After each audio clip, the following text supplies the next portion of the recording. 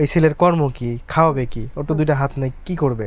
তারপর বলছে যে আমার আমার হাজব্যান্ড প্রতি মাসে 1 লাখ টাকা ইনকাম করে, ও ভিডিও টিডিও যে বানায় এগুলো দিয়ে ভালো একটা ইনকাম সোর্স আসে। কিন্তু আমার তখন 98 পয়সা ইনকাম নাই। সেই মিথ্যাটাই সত্য হয়ে গেল শেষ হ্যাঁ, তার পর্যন্ত। এই তো তার মনে হয় বিয়ের এই যে আপনার মনিটাইজেশন আসলো তার 1 মাস পরই হচ্ছে আমি 45,000 টাকা ইনকাম করি।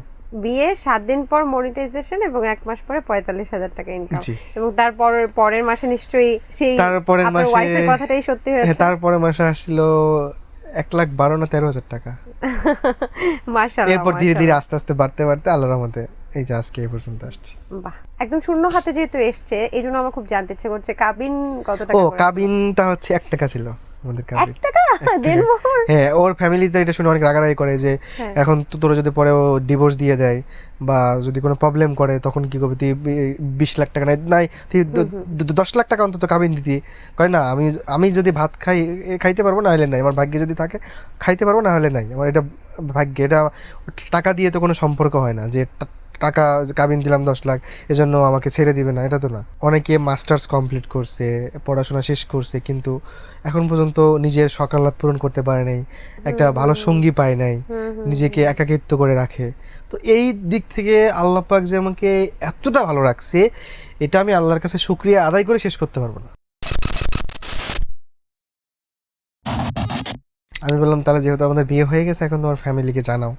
তো ওর ফ্যামিলি জানে যে একটা ছেলের সাথে মানে গেছে, কিন্তু ছেলেটার যে দুইটা হাত নাই এইটা ওর ফ্যামিলি জানে না। যখন বিয়ের 2 দিন পরও জানাই নাই, 7 দিন না 8 দিনের দিন ওর ফ্যামিলিকে জানাইছে যে ওর দুইটা হাত নাই। এটা শুনে তোর ফ্যামিলি অবাক হয়ে গেছে, তুই কি করছিস?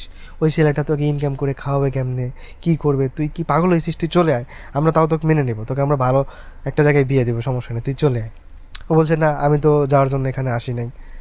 তো তারপর আর কি, তারপর ওর ফ্যামিলি তো মেনে নিল না। তারপর একদিন ওর ফ্যামিলি ফোন দিয়েছে, তাহলে ওই ছেলের কর্ম কি, খাওয়াবে কি, ওর তো দুইটা হাত নাই, কি করবে? তারপর বলছে যে আমার আমার হাজব্যান্ড প্রতি মাসে 1 লাখ টাকা ইনকাম করে, ও ভিডিও টিডিও যে বানায় এগুলো দিয়ে ভালো একটা ইনকাম সোর্স আসে। কিন্তু আমার তখন 98 পয়সা ইনকাম নাই। সেই মিথ্যাটাই সত্য হয়ে গেল শেষ হ্যাঁ, তার পর্যন্ত। এই তো তার মনে হয় বিয়ের এই যে আপনার মনিটাইজেশন আসলো তার 1 মাস পরই হচ্ছে আমি 45,000 টাকা ইনকাম করি। বিয়ের 7 দিন পর মনিটাইজেশন এবং 1 মাস পরে 45,000 টাকা ইনকাম। জি। এবং তারপর পরের মাসে নিশ্চয়ই সেই তারপরের আপনার মাসে ওয়াইফের কথাটাই সত্যি হ্যাঁ, হয়েছে। তারপরের মাসে আসছিল 1,12,000 না 13,000 টাকা। মাশাআল্লাহ এরপর ধীরে ধীরে মাশাআল্লাহ। আস্তে আস্তে বাড়তে বাড়তে আল্লাহর রহমতে এই যে আজকে এই পর্যন্ত আসছি। বাহ, কি চমৎকার। আমার খুব জানতে ইচ্ছে করছে যে প্রথম যখন বিয়ে মানে এই যে কবুল বলে, কবুল বলার পরেই আপনারা যখন আসলে দুজন দুজনের সাথে কথা বললেন, সেই সময়টা কোনো প্রতিশ্রুতি দেওয়া হয়েছিল বা সেই তার প্রথম আমরা তো থেকে কিছু বলছে? বিয়ের দিন ওইরকম কথাই বলি নাই, যার যেমন তো সেই ছিলাম।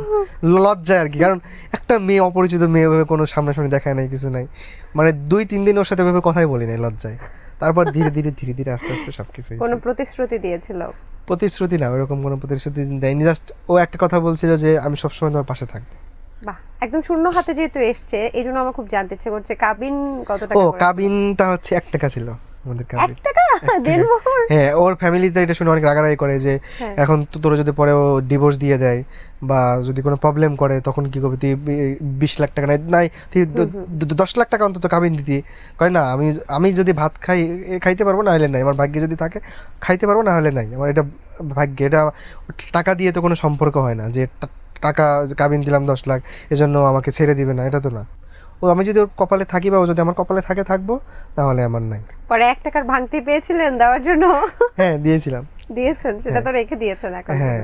এই যুগে 1 টাকা দেনমোহরে বিয়ে করাটা মনে হয় না কোনো মেয়ে স্যাক্রিফাইস করতে। আপনি খুবই লাকি, না, আলহামদুলিল্লাহ। সত্যি কথা বলতে যে আমার দুইটা হাত নাই, আল্লাহ পাক আমাকে দুইটা হাত দেয়নি, এরপরও যে আল্লাহ আমাকে এতটা সুখে রাখছে, এটা আল্লাহ পাকের কাছে লাখো কোটি শুকরিয়া।